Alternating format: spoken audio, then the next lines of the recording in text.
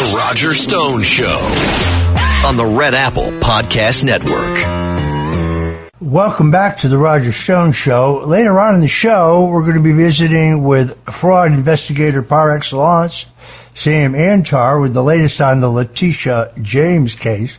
Meanwhile, a very similar situation is developing. The fraud investigators at the National Finance, the Federal Housing Finance Administration, these are people whose job it is to investigate mortgage fraud, learned that Senator Adam Schiff had made material misstatements and engaged in mortgage fraud.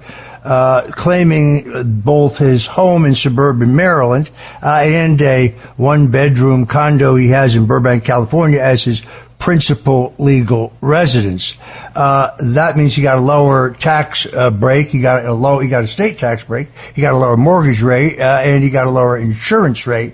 It also raises some questions about his eligibility to be a member of Congress or the U.S. Senator from California if you don't really live there, particularly if you're claiming principal residence as he did in another state.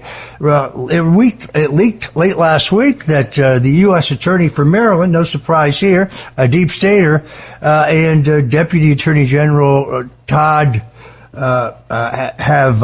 have concluded that there is not an enforceable Todd Blanche, that there's not an indictable or convictable crime here.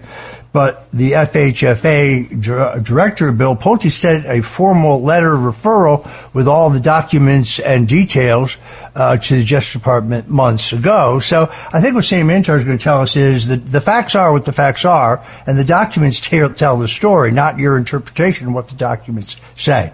Anyway, I want to go on back to this stunning case of Michael McMahon. In this incredible story of retired New York Police Detective Michael McMahon, it's just an up-down crafted narrative that develops when Michael McMahon becomes the villain because he stumbled on extensive Chinese espionage operations in the United States, and the government moved to protect that rogue Chinese government official.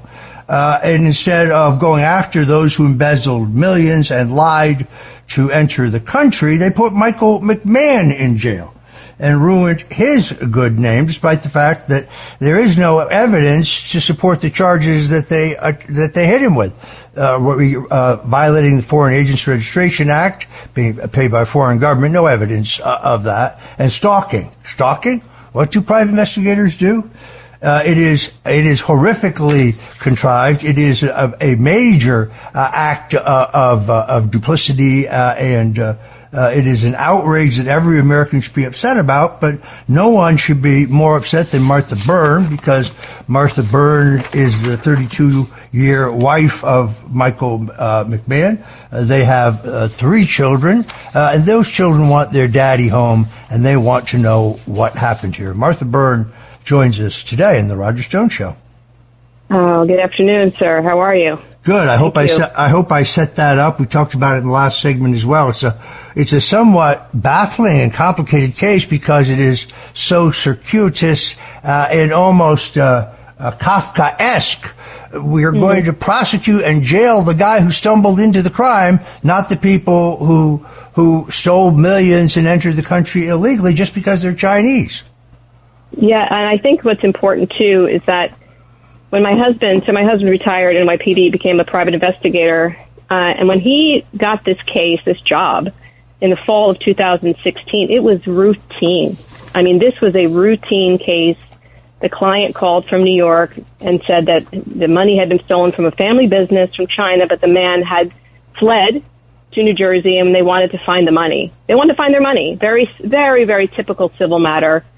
Very routine, and my husband hired 2 retired NYPD detectives to help him on the case, documented everything, and did some surveillance, notified the local police every day. They did surveillance. I think he worked 5 days total on this case, made a few $1,000s. And sure enough, when he looked up, again, public record, this man had LLCs, millions of dollars of real estate, fancy cars, and he just did his report, handed it over to the client, never thought about it again. And then 4 years later, they come to my home before dawn and arrest him for violating the Foreign Agents Registration Act and interstate stalking. Now, two nonviolent crimes that if they were going to charge you, they would simply contact your attorney and say, bring him in. That's what they should have done, yes. It's exactly what they did to me, as people know. CNN made sure that everybody saw it. I mean, for the first time, nonviolent crime of lying to Congress, they sent more people to arrest me than they sent after bin Laden. It's unbelievable, Roger. It's truly shocking. I mean, the fact that the FBI, in their 4-year investigation in this case, never spoke to the 3 NYPD detectives, never spoke to the 2 active federal agents that my husband had spoken to about this case in 16 and 17. The FBI, out of the Red Bank office in New Jersey, never spoke to any of the U.S. law enforcement in this case in 4 years. They did speak to the Chinese. They did speak to the Chinese agents over and over again and let them flee. It's outrageous. Yeah, that's really not surprising. The other day I was on X and I saw that George Pirro, the former head of the FBI office in Miami, was giving a speech someplace on cybersecurity. I said, I know that guy. He was the FBI bureau chief who approved the 6 a.m. raid on my home that cost the American taxpayers $1.1 million. And according to a sworn affidavit I have from a local police officer of the Fort Lauderdale Police, CNN, according to an FBI agent who barked at him, was given special permission to be 25 feet from my front door, while the rest of the media was in a roped-off area a half a mile from my home the morning of my arrest. So that FBI. Christopher Wray says, we can't have a man like Kash Patel head the FBI. It would tarnish the FBI. Dude, please. How many people did you have in the crowd on January 6th? Oh, you can't remember. I can't remember. I mean, I'm Christopher Wray, what he did to my husband and my family. And, the fact that they protected a CCP Wuhan official who was here illegally and painted him as a dissident and a victim. I have to tell you something. The fact that nobody in the media covered that, and that didn't come to the trial when this guy testified, not a dissident, Wuhan official, here illegally, and the FBI knew he had lied on his immigration, he had money laundering, wire fraud. I mean, they knew his crimes. My husband, when he got this case in 16, when he Googled his name, all that came up was that was accused of embezzlement in China. That was it on Google. Martha, so there was no information. Talk about your husband's service record, because this is just not your average, ordinary cop. Not at all. Far from it. He earned 78 medals while he was on the NYPD. He worked in narcotics. He worked in the street crime unit, the elite street crime unit, where when Giuliani came in and cleaned up all of New York, my husband was one of the hand-picked top 200 cops in the NYPD to stop the crime. He was a school safety sergeant in the Bronx, where he was in charge of 40 public and private schools to protect children and their safety. And then he was in a severe car accident during a police chase in the Bronx and hit a telephone pole to 50 miles an hour, which ended his police career. And he was devastated. Roger, he was in a shootout in Times Square on New Year's Eve in 1993, where there was a full-out war going on in Times Square on New Year's Eve. Do you know how many people's lives he saved that night? Nobody was killed. I mean, my husband's a hero who ran into burning buildings, took on gunfire, earned the Combat Cross for bravery for a gang shooting in the Bronx. Do you think for the million years that he would risk everything, his family, his reputation, for a few $1,000s to work for the Chinese government? It is so outrageous. He worked part-time as a private investigator, did so many pro bono cases, Roger, I can't even tell you. He was a hero, and what they've done to him and how they betrayed my family, and I just am outraged. And of course, he said, I did nothing wrong. I committed no crime. Everything I did was by the book. I was never asked to do anything illegal. So we fought it. Roger, it's going to be 5 years this Tuesday. They put my husband in federal prison. The judge gave him 18 months in federal prison because she said he had no remorse for what he had done.